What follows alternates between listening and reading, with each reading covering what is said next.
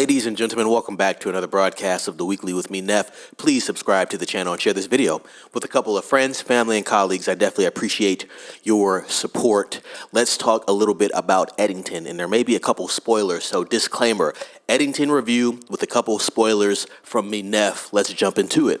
All right, so Eddington, brought to us by Aster. This is the same director that did Midsommar and did Hereditary.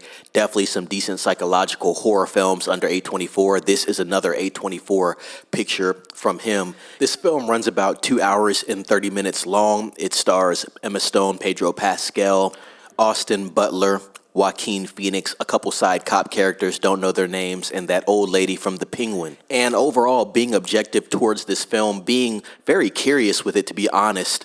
Not a good film overall from Ari Aster. I think this film is cursed with being overly intellectual. I think he's overthinking himself with this film. I understand what he is trying to do, so it's not something that's extremely thick at all, but it's not executed properly, kind of like the Jordan Peele approach to a film. And I'm not talking about Get Out or Us. I'm talking about Nope, another film that was a wasted opportunity, in my opinion. So the thing about this film is, and if you've seen the trailer, you'll get this vibe off the rip because the trailer kind of shows you too much to begin with. But since I was indifferent, I did watch those trailers, and they were interesting overall, but it feels like two different movies.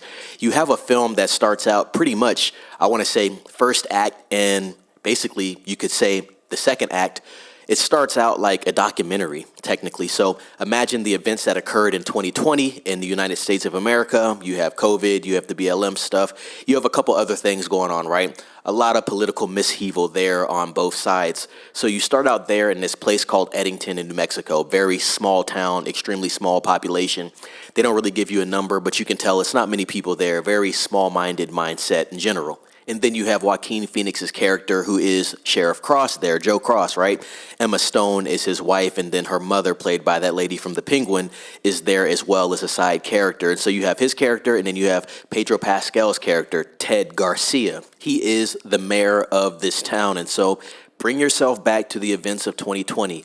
What was going on in America? What social media was like? I feel like watching, I want to say at least 60 to 65% of this film was like watching CNN or Fox News for an hour and a half.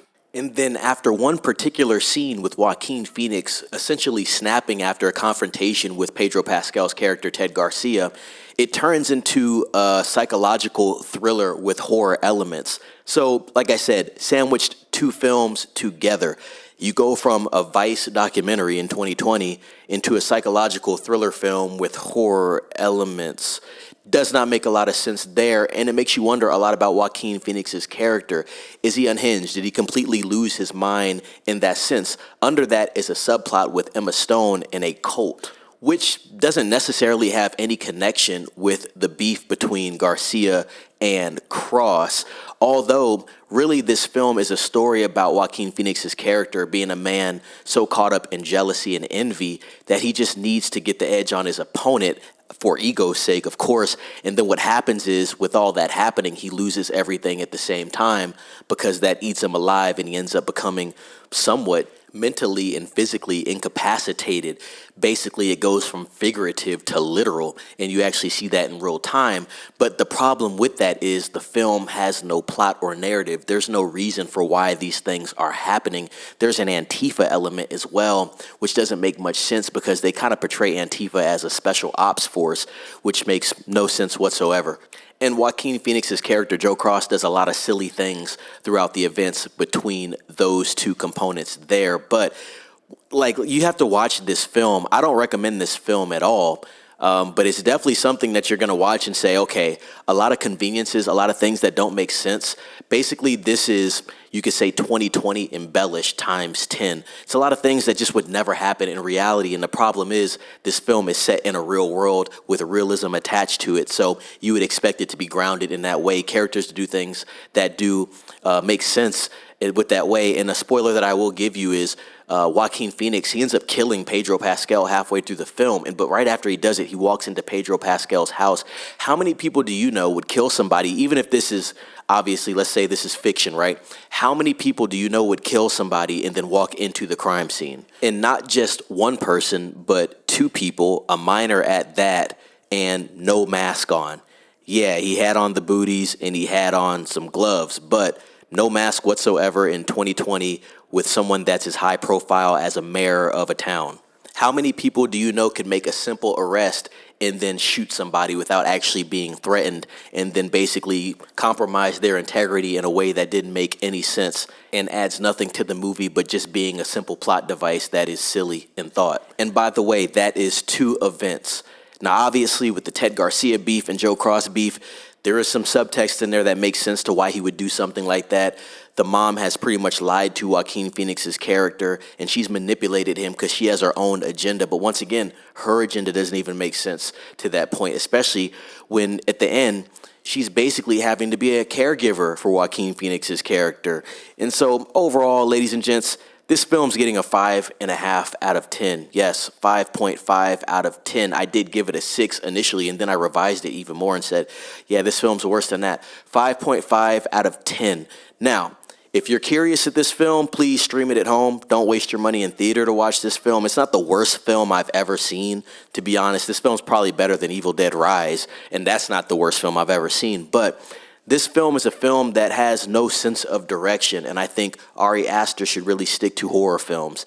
That's where he thrives. You have a lot of elements in this film that are suspense and horror, but they don't match the setting or the tone of the film whatsoever. You can see where he's pulling from movies like Hereditary, Midsommar, other stuff he's done, right? And it doesn't mesh very well because it doesn't make sense for the particular moment. And so, like I said, Ari Aster needs to stick to what he knows because that's the genre that he works well in. Not everybody is capable of, at a high level, bouncing between genres and it being balanced out. And that's okay. Ari Aster doesn't make bad films, but this film, overall, I'm not going to say it's a terrible film. It's watchable. I just wouldn't recommend it in theater. And so that is my review for Eddington. You know you're going to get the honest truth with me here. I have no bias towards this film. I wanted this film to at least be a 7, 7.5. And I'm not going to say that the direction threw me off. I'm just saying it is two different films like I saw in the trailer. And I wanted to see the connection between how we get Joaquin Phoenix's character acting like this in the beginning of the trailer and then him being like that at the end of the trailer, basically, in what I saw. And you do see that, I guess you could say, progress in him losing his mind overall, but that doesn't mean that the film has a good narrative or a good plot whatsoever.